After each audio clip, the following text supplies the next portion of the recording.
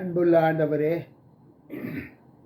மீண்டும் உம்முடைய பலத்த கிருபை எங்களை நித்திரையின்றி கண்விழிக்கச் செய்து இந்த நாளின் ஆசீர்வாதத்தை காண்பதற்கு எங்களுக்கு கிருபை கொடுத்த தெய்வத்திற்காக உம்மை ஸ்தோத்தரிக்கிறோம்.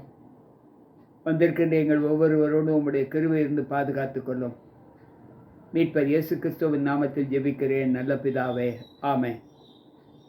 அன்பு பிள்ளைகளே, மீண்டும் கர்த்தருடைய வார்த்தைகளை கேட்பதற்கு நம்மை அழைத்த தேவனுக்கு கோடான கோடி ஸ்தோத்திரங்களை ஏறெடுத்து வந்திருக்கின்ற உங்களுக்கும் ஆண்டவர் இயேசு கிறிஸ்துவின் நாமத்தின் இந்த ஆயத்த நாளின் காலையின் வாழ்த்துக்களை தெரிவித்துக் கொள்கிறேன். கர்த்தர் நம்மோடு இருப்பாராக. இந்த நாளிலும் நாம் லூக்கா நற்செய்தி நூலிலே 19வது அதிகாரத்தில் ஒரு சத்தியத்தை ஆண்டவர் வைத்திருக்கிறார். நமக்கு காலம் கிடைக்கும் போதெல்லாம் ஆண்டவர் நமக்கு கொடுக்கிற நேரத்தை நாம் எப்படியெல்லாமோ செலவிடுகிறோம். சிலர் திரைப்படங்கள் பார்ப்பதில், சிலர் கேளிக்கைகளை பார்ப்பதில், சிலர் விளையாட்டுகளை ரசிப்பதில், சிலர் வேதத்தை படிப்பதில் எப்படியெல்லாமோ நடத்தி கொண்டு வருவதை நாம் பார்க்கிறோம். ஆனாலும் தேவ வார்த்தைகள் நம்மை எந்த அளவு பலப்படுத்துகிறது என்பதை யோசித்து பார்ப்போம்.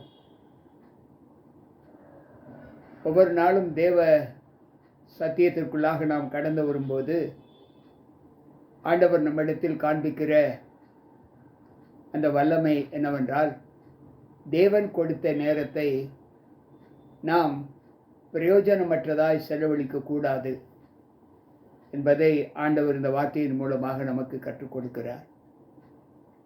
லூக்கா 19:42 இப்படி சொல்லுகிறது: உனக்கு கிடைத்த இந்த நாளிலாகிலும் உன் சமாதானத்துக்கு ஏற்றவைகளை நீ அறிந்திருந்தாயானால் நலமாய் இருக்கும். இப்பொழுதோ அவைகள் உன் கண்களுக்கு மறைவாய் இருக்கிறது என்று சொல்லுகிறார். உனக்கு கிடைத்த இந்த நாளிலாகிலும் உன் சமாதானத்துக்கு ஏற்றவைகளை நீ அறிந்திருந்தாயானால் அது உனக்கு நலமாய் இருக்கும் என்று சொல்லுகிறார்.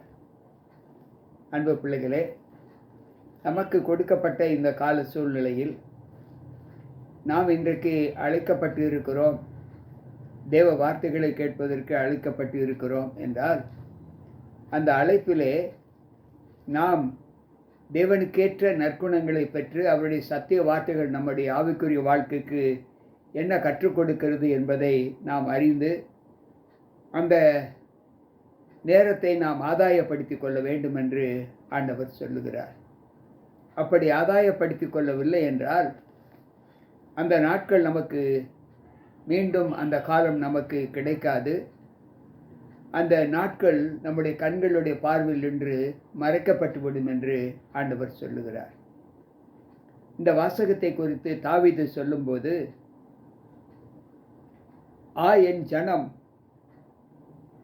எனக்கு செவி கொடுத்து இஸ்ரவேல் என் வழிகளில் நடந்தால் நலமாய் இருக்கும் என்று 81வது சங்கீதம் 13வது வசனத்திலே அங்கு ஆண்டவர் சொல்லுகிறார். என் ஜனம் எனக்கு செவி கொடுத்து இஸ்ரவேல் என் வார்த்தைகளை ஏற்று நடந்தால் அது அவர்களுக்கு நலமாய் இருக்கும் என்று ஆண்டவர் சொல்லுகிறார். அன்பு பிள்ளைகளே, இன்றைக்கு நம்முடைய வாழ்க்கையில் நமக்கு கிடைத்த நேரம் தேவனால் ஆசீர்வதிக்கப்பட்டதாக காணப்பட வேண்டுமென்றால் அழைக்கப்பட்ட நமக்கு கொடுத்த அந்த நேரத்தை நாம் ஆதாயப்படுத்தி கொள்ள வேண்டும் என்று ஆண்டவர் சொல்லுகிறார். ஏசாயா பக்தன் இப்படி சொல்லுகிறார். ஏசாயா 48:18 என் கற்பனைகளை கவனித்தாயானால் நலமாயிருக்கும். அப்பொழுது உன் சமாதானம் நதியைப் போலவும் உன் நீதி சமுத்திரத்தின் அலைகளைப் போலவும் இருக்கும் என்று சொல்லுகிறார். நீ என் கற்பனைகளை கவனித்தால் அது உனக்கு நன்மையாக இருக்கும். எப்படி நன்மையாக இருக்கும் என்றால், உன் சமாதானம் நதியைப் போலவும் உன் நீதி சமுத்திரத்தின் அலைகளைப் போலவும் இருக்கும் என்று அவர் சொல்லுகிறார். அன்பு பிள்ளைகளை, சற்று யோசித்து பார்ப்போம். தேவனுக்கேற்ற வாழ்க்கை வாழ்வது நாம் எவ்வளவு பாக்கியம் பெற்றவர்களாக காணப்படுகிறோம் என்பதை யோசித்து பார்ப்போம். எசேக்கியேலின் புஸ்தகம் 33வது அதிகாரம் அங்கு 11, 12, 13வது வசனத்தில் ஆண்டவர் சொல்லுகிறார், கர்த்தராகிய ஆண்டவர் உரைக்கிறது என்னவென்றால், நான் துன்மார்க்கனுடைய மரணத்தை விரும்பாமல் துன்மார்க்கன் மனம் திரும்பி பிழைப்பதையே விரும்புகிறேன். நான் இஸ்ரவேலின் வம்சத்தாரே, உங்கள் பொல்லாத வழிகளை விட்டு திரும்புங்கள், திரும்புங்கள், நீங்கள் ஏன் சாக வேண்டும் என்று ஆண்டவர் சொல்லுகிறார். மனுபுத்திரனே, நீ உன் ஜனத்தின் புத்திரரை நோக்கி, நீதிமான் துரோகம் பண்ணுகிற நாளில் அவனுடைய நீதி அவனை தப்புவிப்பதில்லை. துன்மார்க்கன் தன் துன்மார்க்கத்தை விட்டு திரும்புகிற நாளில் அவன் தன் அக்கிரமத்திலும் விழுந்து போவதுமில்லை. நீதிமான் பாவம் செய்கிற நாளில் தன் நீதியினால் பிழைப்பதும் இல்லை. அன்பு பிள்ளைகளே, ஆண்டவர் சொல்லுகிற வார்த்தை,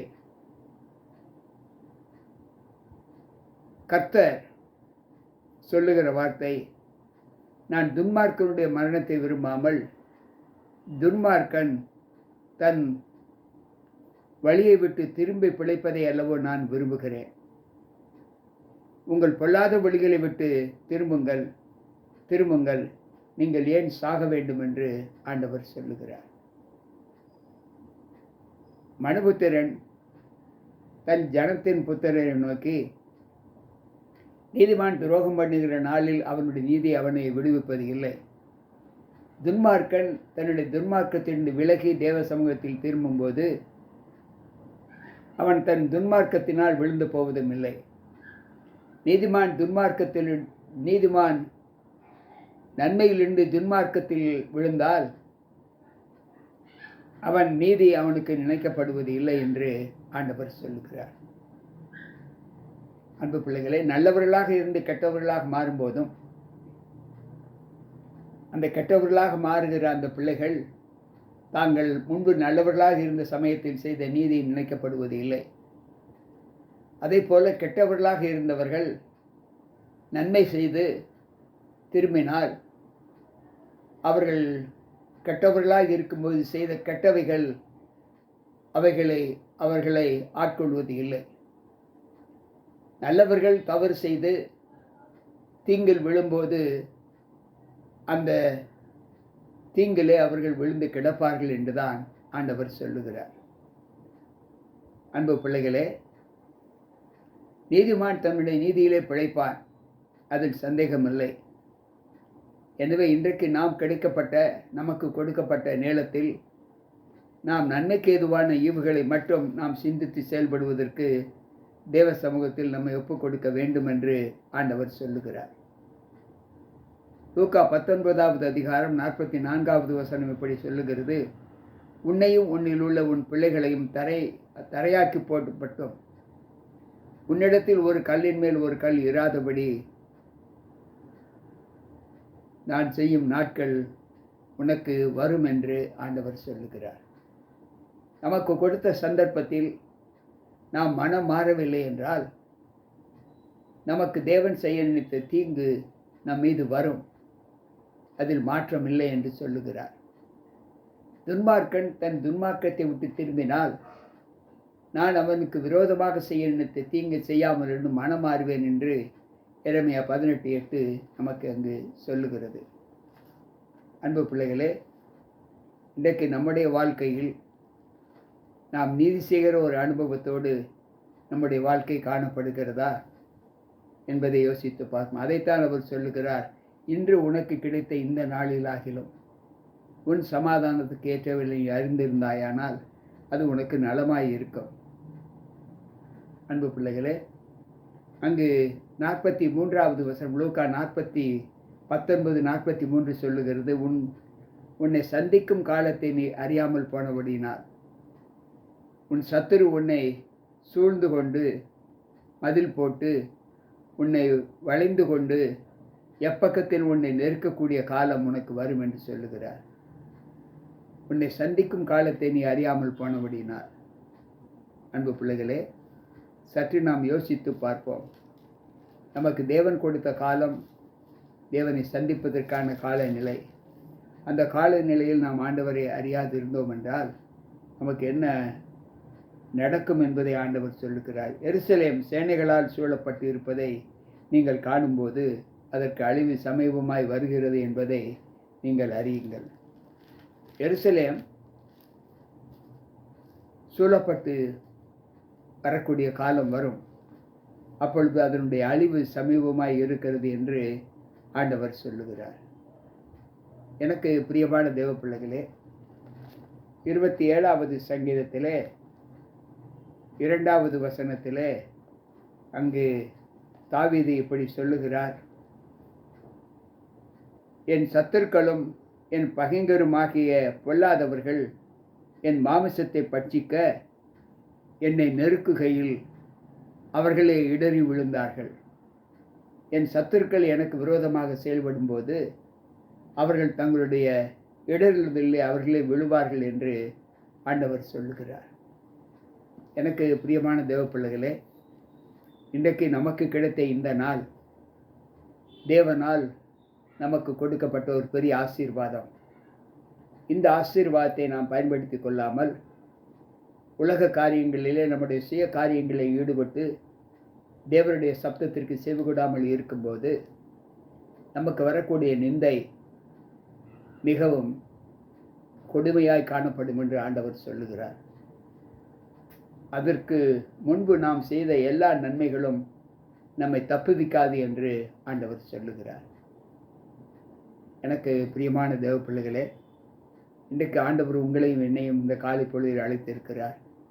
இந்த அழைப்பிலே நாம் கற்றுக்கொள்ளக்கூடிய பாடம், இந்த நாள் தேவனால் நமக்கு கொடுக்கப்பட்ட இந்த நாளில் நாம் இந்த நாளை அவருக்கேற்ற ஆதாயமாக நாம் எண்ணி இந்த நாளின் ஜீவிதம் ஆண்டவருக்கு பிரியமாய் இருந்தால் ஆண்டவர் நம்மை ஆசீர்வதித்து பலப்படுத்துவார். நம்முடைய தவறுகள் மன்னிக்கப்பட்டு நாம் குறையற்றவர்களாக காணப்படுவோம் என்று ஆண்டவர் சொல்லுகிறார். கேட்டுக்கொண்டிருக்கிற அன்பான தேவ பிள்ளைகளே, இந்த அனுபவத்திலே நம்மை மாற்றி தேவனை தேடுகிற ஒரு உணர்வை தேவ சமூகத்தில் நாம் பெற்று இந்த நாளை அவருக்கென்று ஆதாயப்படுத்தி கொள்ள தேவ சமூகத்தில் நம்ம ஒப்புக் கொடுப்போமா? வாருங்கள் ஜெபிப்போம். அன்பு ஆண்டவரே, உம்முடைய வார்த்தைகளை கேட்ட எங்கள் ஒவ்வொருவருக்குள்ளும் உம்முடைய கிருபை இருப்பதற்காக ஸ்தோத்திரிக்கிறோம். நாங்கள் செய்த நீதி எங்களை காப்பாற்றும். நாங்கள் செய்த நீதி எங்களை தப்புவிக்காது.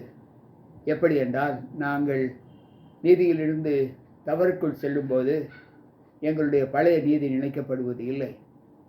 நாங்கள் தவற்றிலிருந்து நீதியை பின்பற்றும் போது எங்களுடைய தவறு எங்கள் மீது ஆட்கொள்வது இல்லை என்பதை நாங்கள் கற்றுக்கொண்டோம். இந்த நாளும் நீர் எங்களுக்கு கற்றுக் கொடுத்த இந்த போதனையிலே நாங்கள் தவற்றை தவிர்த்து நீதியை பின்பற்றுகிற அனுபவத்தோடு உம்முடைய சமூகத்தில் எங்களை ஒப்புக் கொடுக்கிறோம். வந்திருக்கின்ற எங்கள் ஒவ்வொருவருக்கும் அந்த நீதியை பின்பற்றுகிற ஒரு அனுபவத்தை எங்களுக்கு தாரும். நாங்கள் வீணாய் எங்களுடைய ஆத்தும இழப்பை நாங்கள் கெடுத்து கொள்ளாதபடி எங்களை காத்துக்கொள்ளும். நீர் எங்கள் தேவனாய் இருக்கிறீர். இந்த சப்தத்தை கேட்கிற ஒவ்வொரு பிள்ளைகளோடும் உம்முடைய கிருபை இருந்து பாதுகாத்து எங்களை நல்வழிப்படுத்தும். மீட்பர் இயேசு கிறிஸ்துவின் நாமத்தில் ஜெபிக்கிறேன் நல்ல பிதாவே, ஆமென். அன்பு பிள்ளைகளே, கேட்ட சத்திய வார்த்தைகள் நம்முடைய ஆவிக்குரிய வாழ்க்கையில் இன்றைக்கு மிகுந்த பலன் கொடுக்கக்கூடியதாய் காணப்பட நன்மையை பின்பற்றுவோம். துன்மார்க்கத்தை விட்டு நாம் திரும்புவோம். கர்த்தர் நம்மோடு இருப்பாராக. கேட்ட வார்த்தைகள் உங்களுக்கு மிகுந்த ஆசீர்வாதமாக இருக்கும் என்று நான் கர்த்தருக்குள் நம்புகிறேன். மீண்டும் நாளை சந்திப்போம். உங்கள் பொதுகட்சி கே. ராபர்ட். கர்த்தர் நம்மோடு இருப்பாராக. ஆமென்.